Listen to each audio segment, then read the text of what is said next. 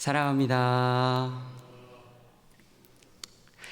저는 오늘 설교를 시작하기에 앞서서 한 가지 질문을 드리려고 합니다. 마음으로 답해 주시면 되겠습니다. 사랑하는 여러분, 만일 오늘 저녁 하나님 앞에 우리 기도할 때 하나님께서 내가 한 가지 기도 제목만큼은 꼭 들어주리라 말씀하신다면 우리 성도 여러분께서는 두 가지 중에 무엇을 선택하시겠습니까? 첫 번째 기도 제목입니다. 드디어 이 기회가 왔구나 하는 마음으로 하나님, 제가 구했던 모든 것들 다 들어주십시오. 이것이 저의 한 가지 기도 제목입니다. 하실 것인가요? 아니면 두 번째로 하나님, 저는 하나님의 마음을 너무 알고 싶습니다. 하나님의 마음 따라 살아가고 싶습니다. 라고 기도하실 건가요? 결정하셨을까요? 저는 한편으로는 우리 성도 여러분께서 2번을 고르시지 않으셨을까 합니다. 그런데 혹시 그 두 번째, 하나님의 마음을 구하는 것, 그 구하는 것을 선택하면서도 혹시 고민하시지는 않으셨나요? 사실 고민하셨을 것 같아요. 왜냐하면 우리가 기도의 응답에 간절해질 수밖에 없는 것이 사실 우리의 자연스러운 모습이 아닌가 합니다. 때로는 우리를 힘들게 하는 관계가 해결이 되기도 하고, 또 부족했던 재정들이 채워지기도 하고, 정말 하나님 앞에 구하는 그 모든 기도의 제목들이 하나님께서 다 들어주신다면 정말 얼마나 좋을까요? 심지어 우리는 그런 생각도 하는 것 같습니다. 하나님, 지금 이 모든 문제들 다 해결해 주시면 제가 하나님 더 열심히, 더 기쁘게 섬길 수 있지 않겠습니까? 하는 그런 마음이 사실 우리 가운데 있어서 더 기도 응답에 간절해지는 것도 같아요. 그런데 사랑하는 성도 여러분, 그럼에도 불구하고 우리가 기억해야 할 것이 있습니다. 그것은 바로 우리 하나님께서는요, 때로 하나님이 기뻐하시지 않는 것조차 허락하실 때가 있다라는 것입니다. 이것이 무슨 의미냐면 기도의 응답을 하셨다 하여 와, 내가 기쁘니 하나님도 기쁘시겠구나 할 수 없다라는 것이죠. 우리는 하나님이 기도에 응답하신 그때에도 사실 생각해야만 합니다. 정말 하나님께서 이것을 기쁘게 여기실까? 하나님께서 정말 이 상황을 기뻐하실까? 하나님의 마음을 알아야 하고 구해야 한다는 것이죠.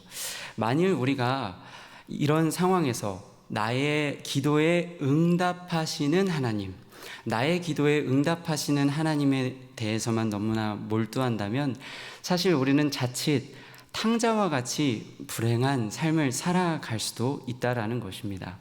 탕자의 이야기 우리 너무나도 잘 알고 있죠.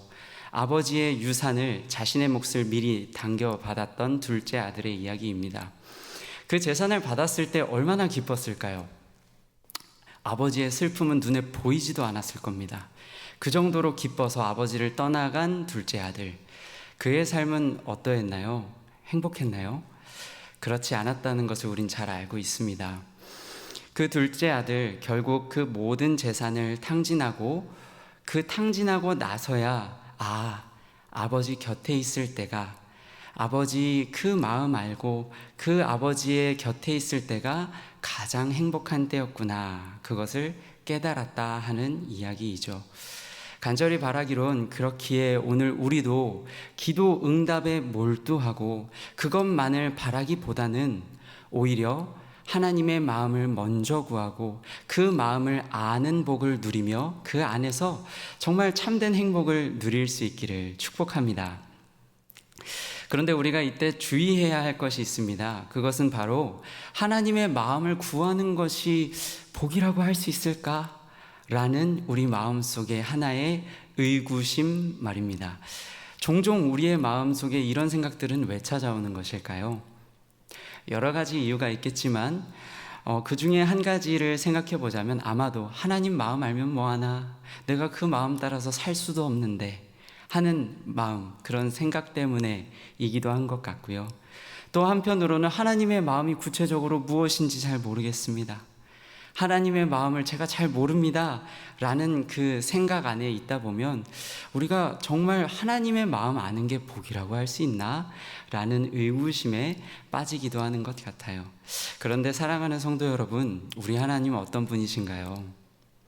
십자가로 우리 마음, 죄악된 우리 마음 다 깨끗하게 해주시고 뿐만 아니라 성령님께서는 하나님의 마음 알고 알 뿐만 아니라 그 마음 따라 살게 해주시고 심지어 우리 하나님 명확한 약속의 말씀, 그 말씀 통해서 하나님의 마음을 명확하게 알려주시는 그런 분이 우리의 하나님 아닙니까? 그렇기에 오늘 혹여라도 이 자리에 하나님의 마음과 하나님의 뜻과 좀 멀리 떨어져 있는 모습으로 지내고 계신 분이 계시다면 오늘 이 시간 말씀 받을 때 우리 이렇게 기대하면 어떨까요? 하나님, 오늘 내가 무엇을 구하고 있었는지 보게 하여 주시옵소서. 내가 무엇을 알고자 했었는지, 내가 얼마나 알고자 했었는지 점검하게 도와주시옵소서. 그 마음 가지고 예비하신 하나님의 은혜를 누리는 우리 모두가 되면 좋겠습니다. 지난 시간 저는 영원하신 왕 앞에서 인간 왕의 통치를 구했던 이스라엘의 이야기를 함께 나눈 바 있습니다.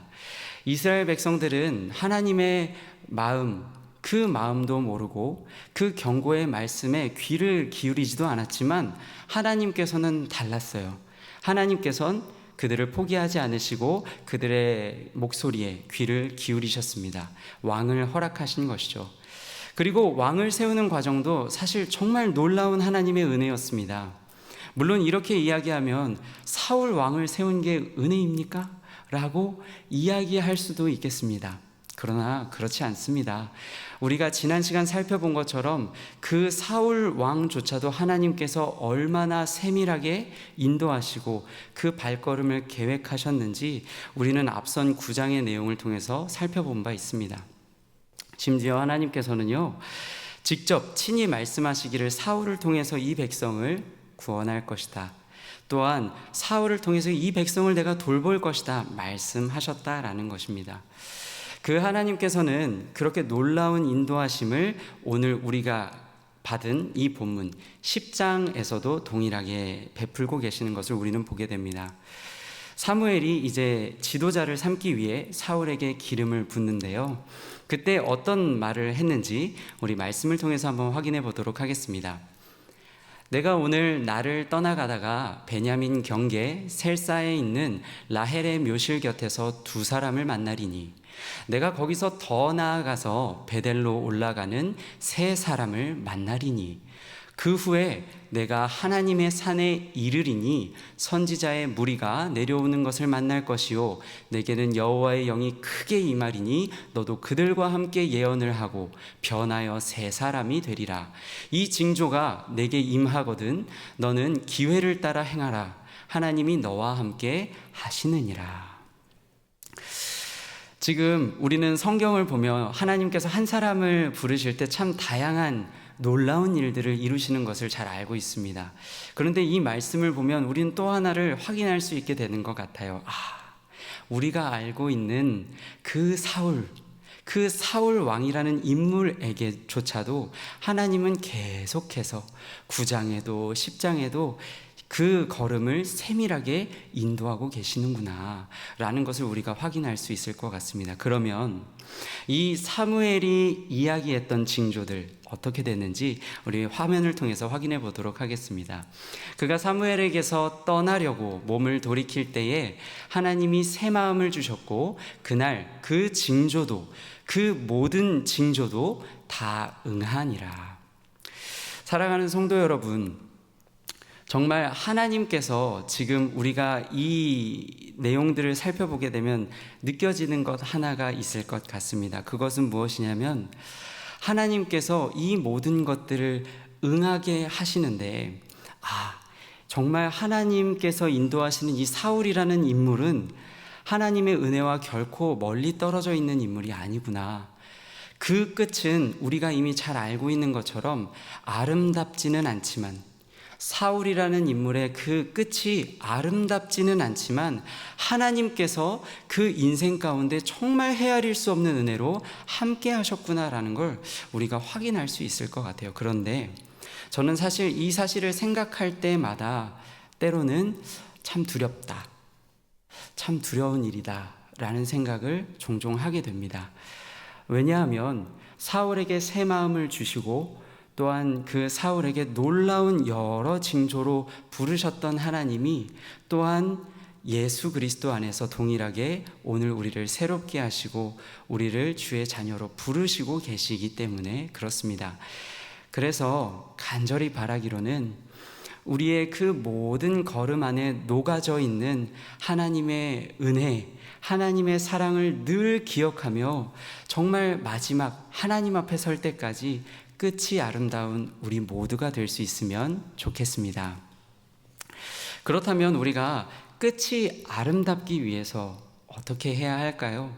우리가 앞으로 하나님 앞에 살아가는 한 걸음 한 걸음, 정말 그 한 걸음 한 걸음이 아름다우려면 우리에게 필요한 것은 무엇일까요?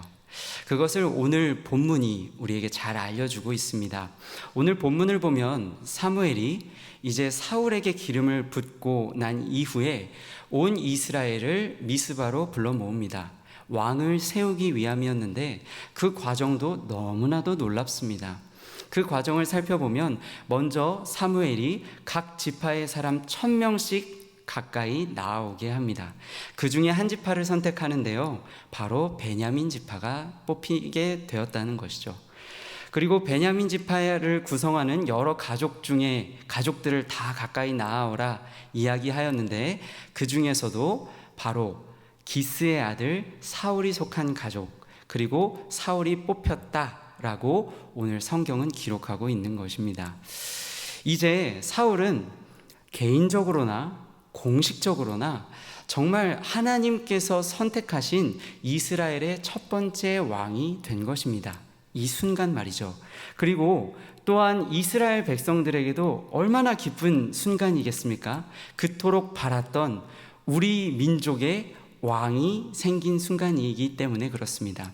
그런데 놀랍게도 오늘 성경은요, 바로 이 순간에 같은 경험을 한 이들이지만 전혀 다른 반응을 보이는 것을 기록하고 있습니다. 그 반응이 어떻게 갈렸는지 우리 한번 말씀을 통해서 확인해 보도록 하겠습니다. 기스의 아들 사울이 뽑혔으나 그를 찾아도 찾지 못한지라. 그러므로 그들이 또 여호와께 묻되 그 사람이 여기 왔나이까? 여호와께서 대답하시되 그가 짐 보따리들 사이에 숨었느니라 하셨더라. 사무엘이 모든 백성에게 이르되 너희는 여호와께서 택하신 자를 보느냐? 모든 백성 중에 짝할 이가 없느니라 하니 모든 백성이 왕의 만세를 외쳐 부르니라. 지금 왕이 된 사울은 숨었습니다. 짐 보따리 사이에 숨었습니다. 그리고 수많은 이스라엘 백성들은 왕의 만세를 외쳐 불렀다 합니다. 왕이여 만수무강하소서. 어떻게 같은 경험을 했는데 이렇게 반응이 갈릴 수가 있는 것일까요? 심지어 사울은 사무엘에게 지도자가 되는 과정 중에 하나로 기름 부음도 받았습니다. 뿐만 아니라 소명이라고 할 수 있을 만큼 정말 특별한 징조들로 하나님으로부터 부름을 받은 경험을 했던 사람이 바로 사울이었죠. 그런데 그 사울은 왜 지금 짐 보따리 사이에 숨어 있는 것일까요? 이스라엘 백성을 다스려야 하는 왕이 된 것이 두려웠기 때문이었을까요? 물론 그럴 수도 있겠습니다. 그러나 저는 오늘 한편으론 수많은 이스라엘 백성들은 응답하신 하나님께만 집중하고 있었지만 사울만큼은 그 왕을 세우시는 하나님의 아픈 마음을 알고 보았기 때문이 아닐까 합니다. 그렇다면 사울은 그 하나님의 마음을 어떻게 알았던 것일까요? 오늘 우리가 읽은 본문 중에 의도적으로 우리가 함께 살펴보지 않은 본문이 있었습니다. 바로 왕을 뽑기 직전에 사무엘이 온 이스라엘 백성에게 했던 말이었는데요. 그 말을 우리가 한번 말씀을 통해서 확인해 보도록 하겠습니다. 이스라엘 하나님 여호와께서 이같이 말씀하시기를 내가 이스라엘을 애굽에서 인도하여 내고 너희를 애굽인의 손과 너희를 압제하는 모든 나라의 손에서 건져내었느니라 하셨거늘 너희는 너희를 모든 재난과 고통 중에서 친히 구원하여 내신 너희의 하나님을 오늘 버리고 이르기를 우리 위에 왕을 세우라 하는도다. 사울은 하나님과 어떤 신령한 연결이 있었기 때문에 하나님의 마음을 알았던 것이 아닙니다. 하나님께서는 이미 앞서서 사울뿐만 아니라 많은 백성들에게 하나님께서 왕 세우는 것을 원치 않으셨음을, 그리고 그것을 심지어 너희가 나를 버렸다라고 표현할 정도로 하나님은 아픈 마음을 가지고 계셨음을 이야기하셨다라는 것이죠. 하지만 이스라엘 백성들은 그 말을 들었음에도 응답하시는 하나님만 주목했습니다. 오직 사울만이 그 마음을 알고 차마 그 마음을 알기에 왕이 되었음에도 짐 보따리 사이를 벗어날 수 없었던 것이 아닐까 합니다. 사랑하는 성도 여러분, 우리가 오늘 꼭 주목해 봐야 할 부분이 있습니다. 바로 하나님께서 오늘 본문을 통해 그렇게 하나님의 마음을 외면한 이들에게 어떻게 정의하셨는지를 말입니다. 하나님은 오늘 너희가 나를 버렸다 말씀하십니다.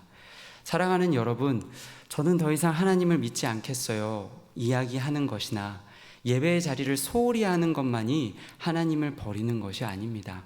오늘 말씀을 보면 하나님께서는 하나님의 마음을 알렸음에도 그 알렸던 말씀을 듣고 알았음에도 불구하고 외면한 것, 그것 역시 하나님 보실 땐 너희가 또는 네가 나를 버렸구나 말씀하실 수 있다라는 것이죠. 사랑하는 성도 여러분, 가장 최근 나와 나의 가정 그리고 나의 교회를 생각할 때 하나님의 마음을 얼마나 구해 보셨습니까? 또 하나님의 마음을 알기 위해 또는 그 하나님의 마음을 가지고 얼마나 기도하셨습니까? 혹여 나의 삶, 나의 교회, 나의 가정을 생각할 때마다 불쑥불쑥 내 욕심, 내 자랑들 먼저 생각났던 것은 아닙니까? 그렇지만 그 모든 것들을 향한 하나님의 마음을 구하는 우리 모두가 되면 좋겠습니다. 우리 오늘 이 시간 이 저녁에 그래서 간절히 바라는 것이 하나 있습니다. 바로 하나님 앞에 나아갈 때 내가 잠깐 하나님을 버렸던 그 연약한 마음을 가졌던 나지만 하나님, 내가 하나님 앞에 나아가기 원합니다. 하나님의 마음을 나에게 가르치시고 나로 하여금 그 하나님의 마음을 따라 걸어가게 도와주시옵소서 기도할 수 있는 우리가 되면 좋겠습니다. 정말 그렇게 우리가 하나님 앞에 나아가면 하나님 받아주십니까? 우리가 그렇게 하나님 앞에 나아가면 하나님 우리 받아주실까요? 하나님 받아주십니다.